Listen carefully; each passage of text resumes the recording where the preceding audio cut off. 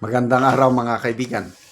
Bigyan natin ng reaction opinion itong post ng News Ngayon.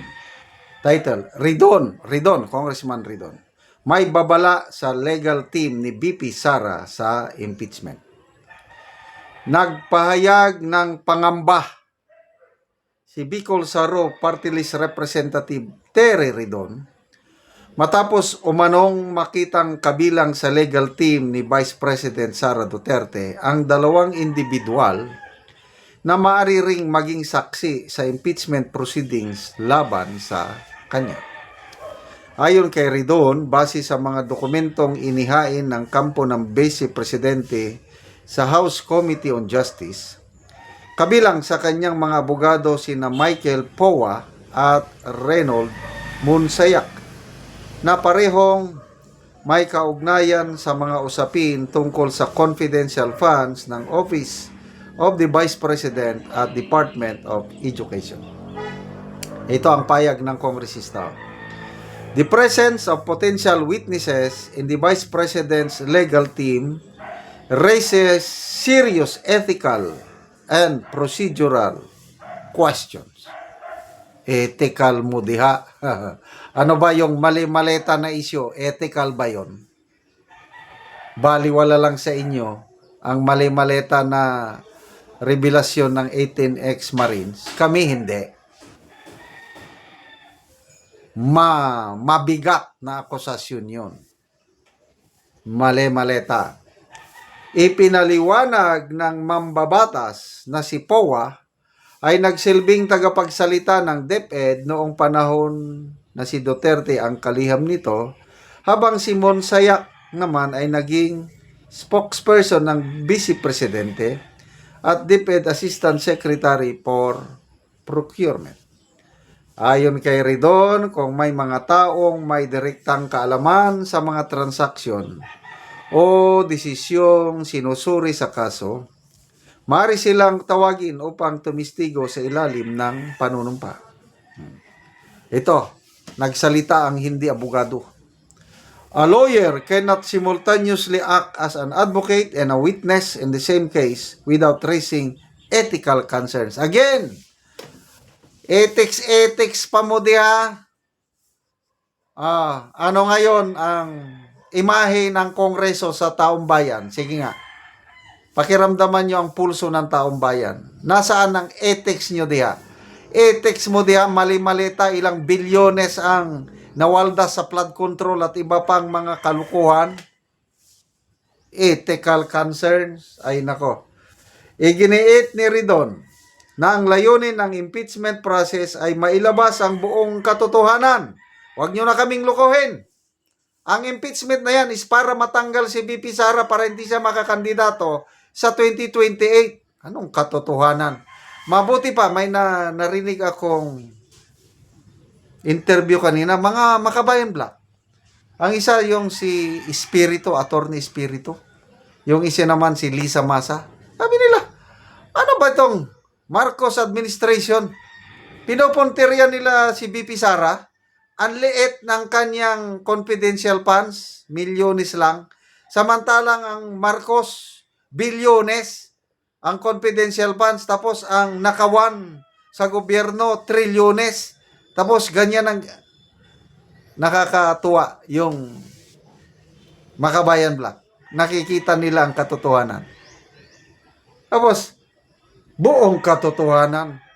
Kaya't sino mang may mahalagang impormasyon ay maring tawagin upang tumistigo. Di tawagin mo. Sino bang nagpipigil sa inyo? Hindi nyo tawagin yung dalawang abogado. Karapatan ni BP Sara na pumili ng kanyang abogado on her own choice. Bakit mo problema yan? Tawagin nyo. O nangamba lang kayo dahil mga batikang abogado yan. 16. Wow. The best cream of the crop, mga lawyers, yung Fortune Narbasa Law Offices, yan ang pinakabigatin. Mga abogadong di kampanilya. Kaya humanda kayo. Matagal nang nakapaghanda ang mga yan. Last year pa. Kaya dahil sa galing nila, at ako, opinion ko lang ito, sila ang nag-prepare ng mga dokumentos para nagsampa ng petisyon o kaso sa Supreme Court. Nanalo si VP Sara dahil sa galing ng mga abogado. Oh, ngayon, diyan na sa kamera, tingnan natin ang galing ninyo. Dito na, magsisimula na talaga ang bloodbath. I hope yung susunod na I don't know kung atong tawag, hearing. Kasi bibigyan nila ng opportunity ngayon si VP Sara na sagutin ang mga akusasyon sa Committee on Justice. So, marami ang nagtatanong, magpapakita haharap na ba si VP Sara sa Committee on Justice o mga abogado lang? Ang nakikita ko, hindi muna. Abogado lang. Kayang-kaya na ng mga abogado niyan. Sa galing nila yung Philip Fortune. More than 40 years na yun na trial lawyer eh. Tapos yung Narbasa, Sheila Season, binasa ko yung credentials ng mga abogado. Yung Sheila Season, napiling best lawyer in the country for so many years. Ay, nako. Malalampaso itong I don't know, sino yung mga prosecutors na yan? Yung mga Loistro? Dating prosecutor daw yan eh. Loistro, Joel Chua, sino pa ba? Defensor, Flores. Ay, nako. Talagang sana matuloy ang impeachment trial sa Senado. Mag-i-enjoy tayo niyan. Kayo, yung hindi ako nakapanood kasi ako ng impeachment trial ni dating Pangulong Estrada. Nakaka-excite. Nandun sina Miriam Defensor Santiago, ang nagtatanong, ang abogado ni President Erap na matandaan ko si Justice Cuevas. Natanda na.